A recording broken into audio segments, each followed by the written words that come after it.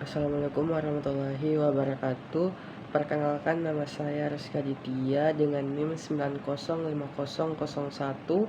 23129. Sini saya akan merangkum materi dari penjelasan dari kelompok saya sendiri, yaitu kelompok 1. Jadi judulnya itu analisis permintaan dan penawaran agregatif. Jadi sub pembahasan itu yang pertama mengenai konsep permintaan agregatif dan penawaran agregatif. Jadi permintaan agregatif ini yang pertama itu tentang permintaan agregatif. Jadi permintaan agregatif ini bisa kita sebut agregat demand atau AD. Jadi permintaan agregat adalah total permintaan barang dan jasa dalam suatu perekonomian pada berbagai tingkat harga komponen utama.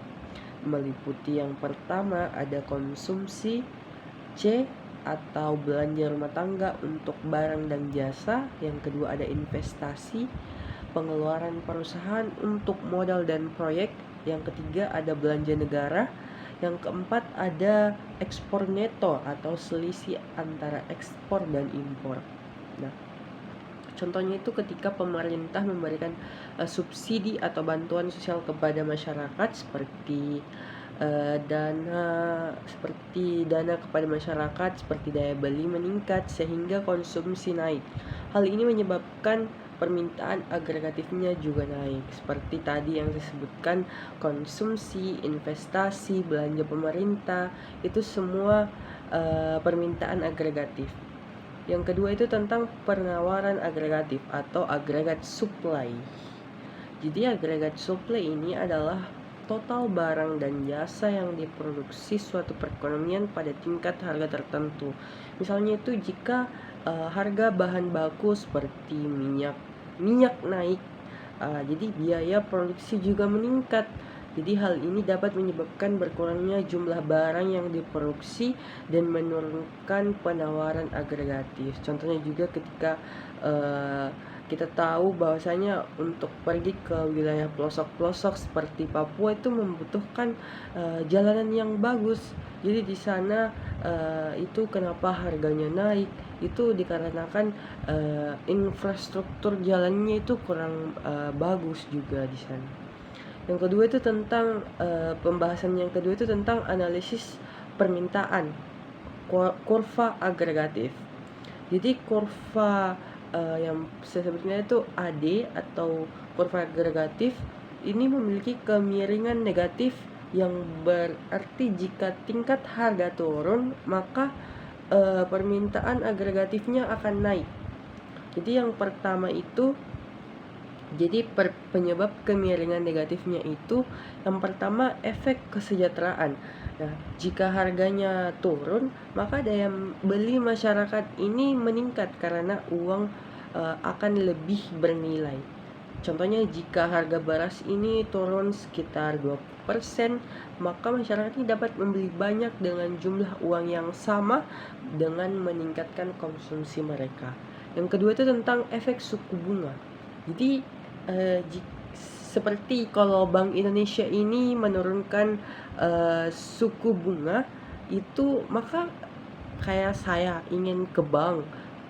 Nah, efek suku bunganya ini turun. Jadi saya ke bank syariah ingin mengambil kredit atau mengambil pembiayaan, itu maka saya ini akan mengambil pinjaman, sehingga itu pinjamannya itu saya mengambil pinjaman sehingga permintaan agregatifnya ini meningkat karena suku bunganya turun. Yang ketiga itu ada efek nilai tukar.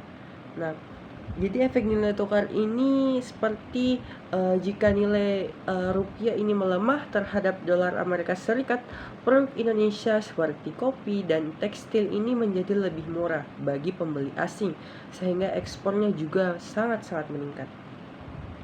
Yang ketiga itu ada analisis penawaran kurva agregatif. Ini adalah penawaran. Jadi penawaran kurva agregatif ini memiliki kemiringan positif dalam jangka pendek dan vertikal dalam jangka panjang. Nah, yang pertama itu dalam jangka pendeknya. Contohnya itu jika permintaan mobil meningkat, sehingga produsen mobil ini mungkin meningkatkan produksi dengan menggunakan tenaga kerja lembur atau menambah shift produksi. Yang kedua itu tentang jangka panjang. Nah, jangka panjang ini seperti jika suatu negara ini meningkatkan kualitas pendidikan dan teknologi, kapasitas produksi jangka panjangnya meningkat sehingga penawaran agregatif juga bertambah. Yang terakhir ini ada keseimbangan kurva antara permintaan dan penawaran. Jadi dampak dari perubahan uh, uh, tadi agregatif permintaan dan kurva agregatif penawaran ini terhadap keseimbangan. Yang pertama, jika uh, jika permintaan agregatif menyebabkan output meningkat, contohnya itu jika pemerintah memberikan stimulus ekonomi berupa bantuan tunai kepada masyarakat sehingga konsumsi meningkat dan kurva AD ini bergeser ke kanan. Jika kurva AD-nya juga menurun ini ketika penurunan menyebabkan output turun dan harga turun. Selanjutnya jika AS meningkat itu AS penawaran agregatif ini meningkat ketika peningkatan ini menyebabkan harga turun dan output naik. Nah, contohnya itu jika tadi kemajuan teknologi membuat produksi lebih efisien, jadi jumlah barangnya juga meningkat dan harganya juga meningkat karena tidak adanya faktor yang membiayai orang-orang seperti tenaga kerja karena sudah digantikan oleh teknologi, karena teknologi itu tidak digaji ya. Selanjutnya itu ada penawaran penurunan itu jika bencana alam seperti tadi infrastruktur dan lahan pertanian mengurangi produksi sehingga harga bahan baku pada saat bencana alam itu pasti naik. Jadi kesimpulannya tentang analisis dan penawaran agregatif ini penting kita pelajari karena memahami tentang dinamika ekonomi makro, keseimbangan antara kurva AD dan aset ini menentukan pertumbuhan ekonomi seperti inflasi serta tingkat pengangguran. Jadi pemerintah dan bank sentral sering menggunakan kebijakan moneter dan fiskal untuk mengatasi keseimbangan yang terjadi dalam perekonomian. Mungkin itu saja yang dapat saya jelaskan dari materi kelompok saya. Kurang lebihnya mohon dimaafkan. Wabillahi taufiq wal hidayah. Wassalamualaikum warahmatullahi wabarakatuh.